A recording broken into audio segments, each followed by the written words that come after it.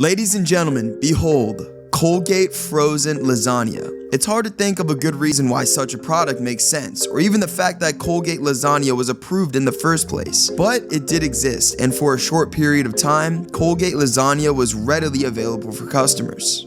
Or was it? Colgate denies the existence of their lasagna, but multiple sources online tell a completely different story. So, who's telling the truth? Is Colgate too embarrassed to admit such a product ever existed, or was the internet fooled by a fake lasagna box with no credibility? To find the answer, we need to dig deep into the rich 200-year history of Colgate's company.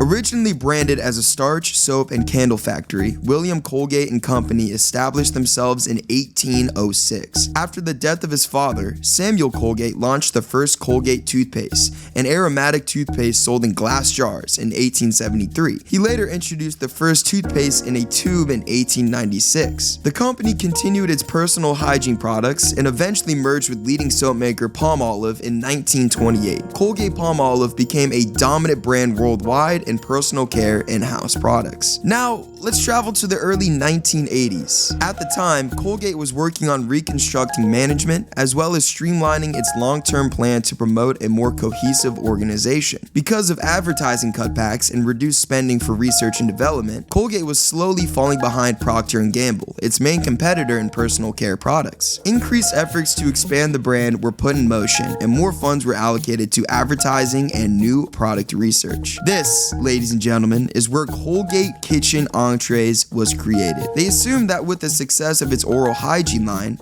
Colgate could leverage its brand popularity and sell ready-made meals. If customers trust the brand, then why would they not want to buy the whole range of the brand's products, whatever they may be? They can eat Colgate meals and then brush their teeth with Colgate toothpaste afterward. At the time, it seemed like a flawless idea. Marketed as ready-made frozen meals, Colgate Kitchen Entrees targeted working mothers and college students. This target group was too busy to cook themselves, but needed a healthy, convenient alternative to fuel their families and didn't impede their busy schedules. But customers reacted differently.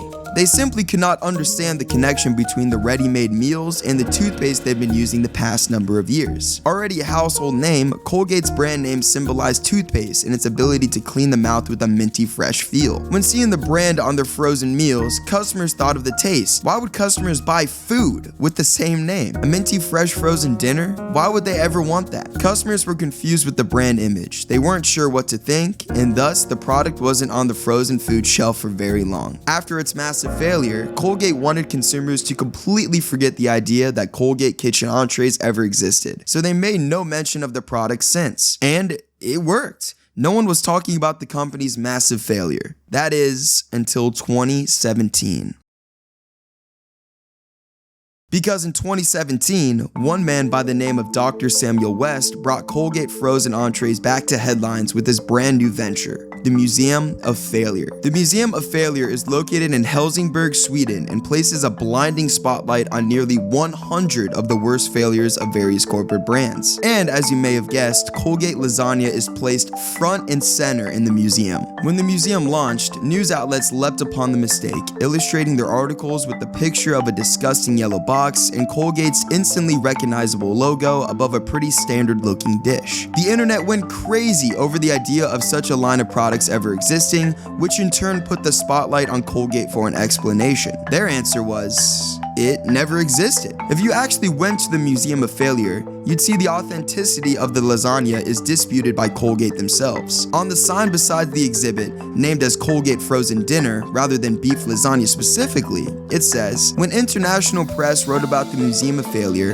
a legal representative called and sternly informed us that the company has no recollection of a Colgate lasagna. Either Colgate has a bad memory or the Museum of Failure got pranked by some branding consultant who started an urban legend years ago. In fact, the box itself is a mock-up meant to illustrate a wider product range, and is the only fake thing in the museum. The response put the spotlight on Dr. West, to which he responded, the reconstruction with lasagna was based on images we found online, and even these could have been constructions. My conversation with the Colgate lawyer was strange, and suggests that they did indeed have a frozen food product, but that it was not specifically lasagna. If this story is not true, then I find it strange that Colgate doesn't give their version, the correct version of the story. Now this still leaves the burning question, did Colgate ever make frozen lasagna? Who's telling the truth here? To find the answer, we need to dig deeper. For a start, Colgate Kitchen Entrees does get a mention in Matt Haig's 2003 book, Brand Failures, The Truth About the 100 Biggest Branding Mistakes of All Time. But there's no mention of a lasagna, and no reference to 1982 being the launch date. Thomas D. Piazza, Director of Corporate Communications for Colgate-Palmolive,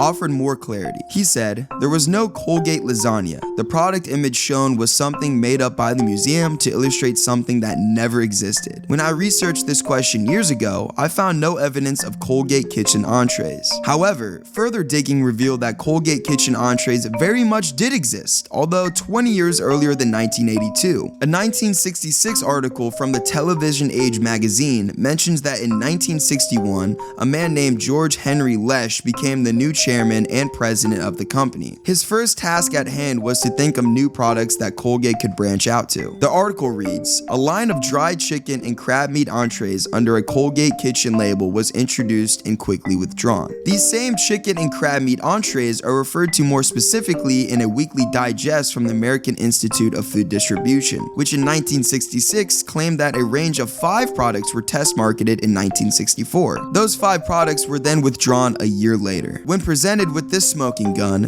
De Piazza replied, "There was a period in our history when Colgate-Palmolive was a conglomerate with a very diverse array of business, including a number of food companies." Oh yeah, I forgot to mention, there is a different original Colgate food product in a different museum of failure, one which predates Dr. West's by a good few decades. A marketing professional by the name of Robert McMath, who coincidentally once worked for Colgate, began collecting failed products in the 1960s, amassing a collection of over 140,000 products. Colgate's contribution to the museum was a product called Bambinos, a roasted salted soybean snack they launched in 1975, before withdrawing them a year later when Colgate merged with Texas-based food company Riviana Foods. Riviana Foods are still in operation, although Colgate sold their stake a decade later in 1986, and they describe themselves as a world leader in rice and pasta. Could this be the origin of Colgate lasagna? A quick search of Riviana Foods shows that they specialize in Texas long grain rice, pet food, kosher hot dogs, and candy. So it seems unlikely, and even if they did,